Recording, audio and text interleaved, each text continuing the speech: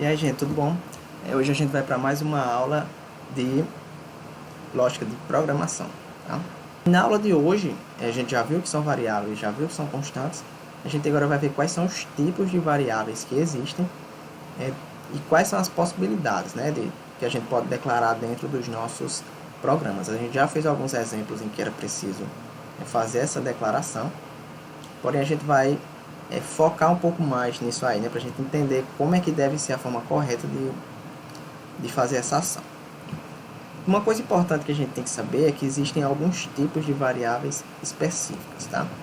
A gente pode basicamente dividir ela em três formas. Nós temos as variáveis numéricas, do tipo literal e lógica.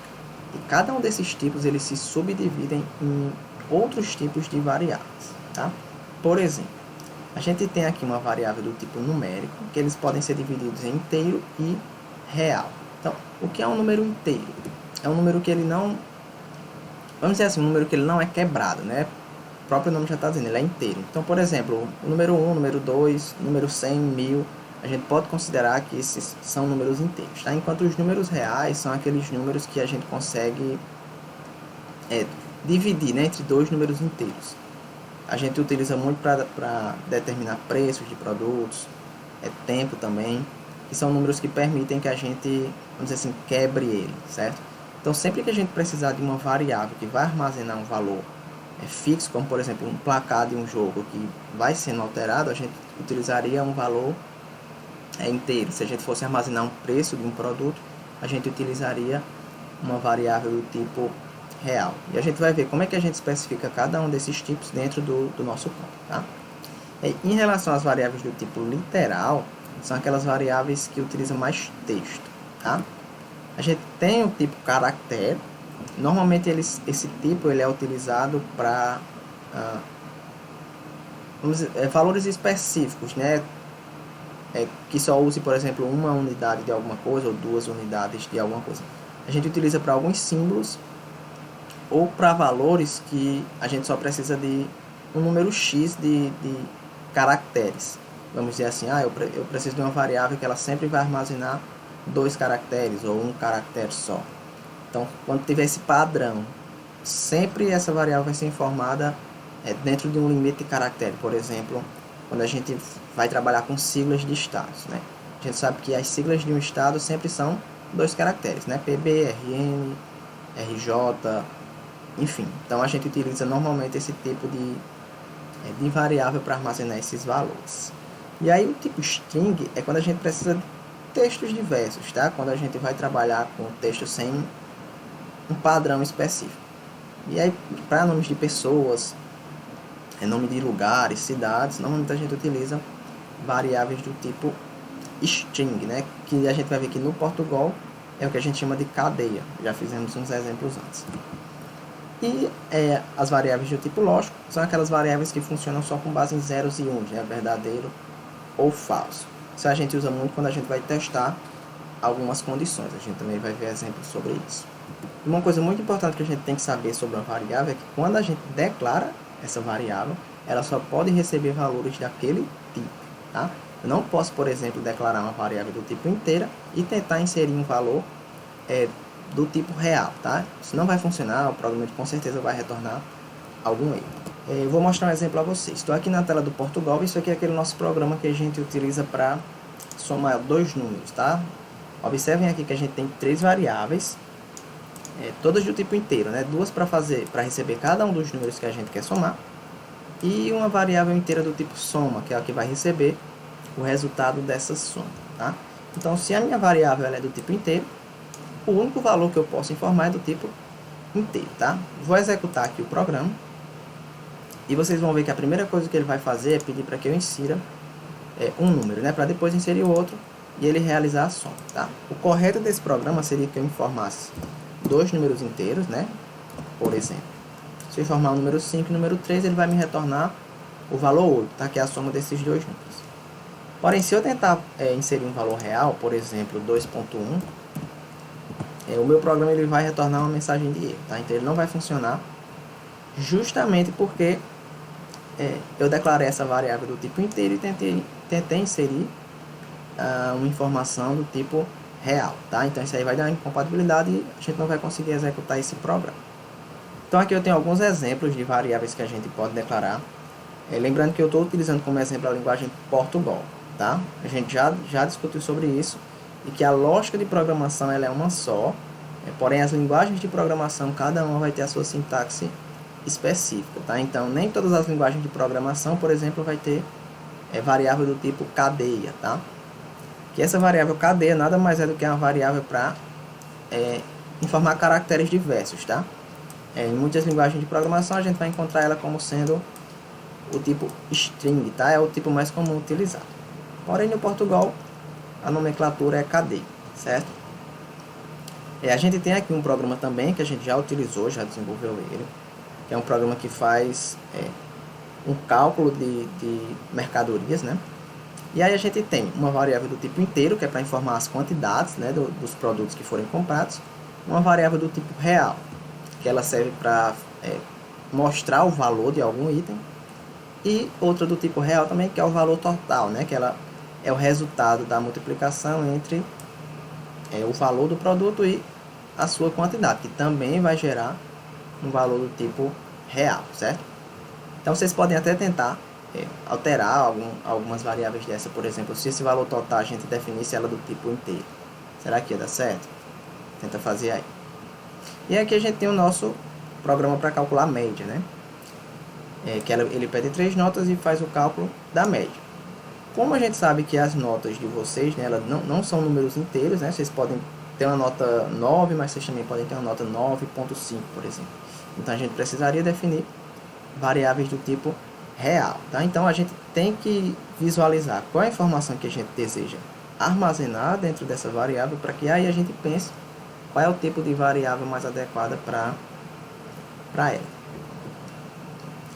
E uma coisa bem interessante, né, muito importante que a gente tem que ver é que existem algumas regras para a definição dessas variáveis. Algumas regras, se a gente não seguir ela, algum erro vai acontecer dentro do programa, e outras são apenas orientações, né, são padrões que programadores seguem para facilitar durante a programação, né, tanto para que ele mesmo compreenda melhor o seu código, como para que outras pessoas também consigam entender o seu código quando estiver contribuindo, né? Quando precisar dessa programação para fazer alguma coisa específica. E aí, com relação ao nome da variável, né? Quando a gente define o nome dela, a gente pode utilizar números e letras, que podem ser maiúsculos ou minúsculos, tá? E uma coisa bem importante que a gente tem que saber é quando a gente declara variáveis que possuem mais de um nome, por exemplo, normalmente a gente deixa o primeiro nome minúsculo e os demais a gente inicia ele com letra maiúscula, né? A gente tem aqui o exemplo do valor total. Por ser duas palavras, a segunda a gente inicia com letra maiúscula. Então, essa é uma forma de a gente identificar melhor o nome, saber quando termina uma palavra, quando começa outra. A gente vai ver que algumas variáveis elas possuem, por exemplo, 4, 5 nomes dentro de uma única variável, então fica bem complicado de ler. E aí a gente utiliza alguns artifícios para facilitar essa leitura. Outra coisa que a gente pode fazer é utilizar o caractere underline, ela também é muito utilizado para separar nomes, tá? Assim como eu mostrei nesse exemplo, em que a gente deixa as palavras seguintes em maiúsculo, a gente também pode utilizar o underline para dividir essas palavras. E aí o nome da variável ela sempre tem que começar ou com uma letra ou então com um sublinhado, certo? Um underline. A gente nunca deve iniciar variáveis com números, por exemplo, certo? Algumas linguagens de programação nem aceitam que isso aconteça, tá? Outras vão aceitar, mas é interessante que a gente padronize isso aí para quando a gente estiver utilizando outras linguagens também. E aí alguns caracteres especiais eles não são permitidos, como por exemplo variáveis que a gente vai trabalhar com algum valor monetário, né? Vai falar sobre dinheiro. Algumas pessoas até tentam utilizar o cifrão, né? Porém alguns desses caracteres eles não são permitidos, né? Caracteres como o jogo da velha, acentos, asteriscos, os sinais de maior ou menor, enfim, todos esses símbolos eles não são permitidos quando a gente está declarando variáveis, até porque muitos desses símbolos aqui a gente utiliza para fazer alguns cálculos é, dentro dos nossos programas, tá? Então é justamente para evitar que essa confusão aconteça.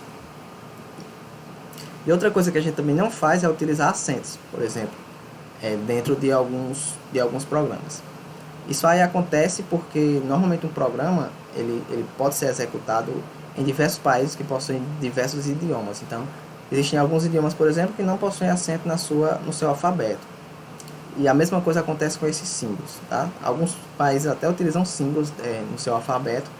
E aí a ideia é padronizar, tá? Para que isso aí não venha a gerar algum conflito. Por exemplo, uma pessoa em algum país executa esse programa, em alguma linguagem de programação de lá, isso aí poderia gerar algum conflito quando a gente está tratando da declaração das variáveis, tá? Então, por isso a gente nunca utiliza acentos. Na aula passada, por exemplo, a gente declarou uma variável que se chamava pontuação. E essa variável, ela possuía, a palavra pontuação, né, ela possui tanto C cedilha como o tio no A, né? E a gente omitiu isso, né? A gente deixa o C sem o cedilha e o A também sem o tio, que é justamente para evitar esse conflito. Outra coisa que não pode é utilizar o nome de variável separado, né, por espaço. A gente já viu que para declarar uma variável assim, a gente utiliza um desses exemplos aqui, né, desses dois exemplos, tá? A gente nunca pode dividir por um espaço o nome de uma variável. Variáveis com o mesmo nome também não pode existir, tá? Sempre que a gente precisar informar valores diferentes, a gente tem que informar também variáveis com nomes diferentes, ok? Se eu vier a declarar uma variável com o mesmo nome, com certeza o programa ele vai acusar algum conflito. E uma coisa muito importante é a gente evitar definir variáveis que utilizem comandos que sejam nativos da linguagem, tá? O que são esses comandos? Por exemplo, quando a gente quer exibir alguma coisa na tela utilizando a linguagem Portugal, a gente usa o comando escreva, certo? Então, não é correto a gente utilizar, por exemplo, a palavra escreva para definir uma variável. Isso aí com certeza iria gerar algum conflito dentro do programa, porque ele ia imaginar que você está querendo escrever alguma informação, tá?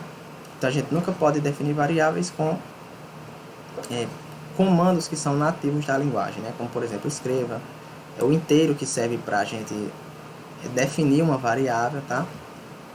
Eu acho bem interessante que vocês abram o Portugal e tentem fazer essas ações, né? Para que vocês observem aquilo que é aceito, aquilo que não é aceito, qual é o retorno de erro que ele nos dá, justamente para a gente entender da forma correta e a forma errada de fazer a declaração dessas variáveis. E aí, só para a gente finalizar, vou deixar com vocês uma atividade com relação a isso que a gente acabou de ver, tá? Defini várias variáveis aqui nos meus programas, algumas estão informadas corretamente, outras não, tá? Quero que vocês analisem, vejam aquelas que estão definidas corretamente. Se tiver algum erro, mostre como deveria ser a forma correta de declarar essa variável, ok? E aí aqui também, eu tenho algumas variáveis, tá? Todas estão definidas corretamente. E eu quero só que vocês me digam qual seria o tipo mais adequado para a definição dessa variável, tá? Como a gente está utilizando a linguagem Portugal, recomendo que vocês vão até ela. Quando a gente cria um programa, tá? A gente pode vir aqui na opção de ajuda. E aqui a gente tem todos os tipos de variáveis que são aceitos pela linguagem Portugal, tá? E aí o nosso foco vai recair sobre esses aqui. A gente tem variáveis do tipo inteiro. E aqui tem um pequeno tutorial que mostra como é que a gente pode declarar essa variável, tá? Dentro da linguagem Portugal. Temos também variáveis do tipo real. Tem um exemplo de programa que utiliza essa variável. O tipo caractere, já expliquei também, tem uma pequena explicação de como ela vai funcionar, qual é o objetivo dela dentro da linguagem, e também um exemplo de programa. E a variável do tipo cadeia, tá? Que são as para caracteres, como a gente viu, né? Como nome, etc. E aí tem também o tipo lógico, vocês podem ver como é que funciona, né? Que ela só trabalha com dois valores, que é o verdadeiro e o falso. E aí na próxima aula a gente vai partir para os operadores, tá? Operadores aritméticos, relacionais e lógicos. Então, sem conhecimento sobre variáveis, a gente não consegue avançar nesse conteúdo. Se ficou dúvida, usa o link lá de dúvida. Ou volta à aula, vê de novo com mais atenção, tenta fazer os exercícios para ver se você consegue entender melhor, tá bom? Então até a próxima aula. Valeu!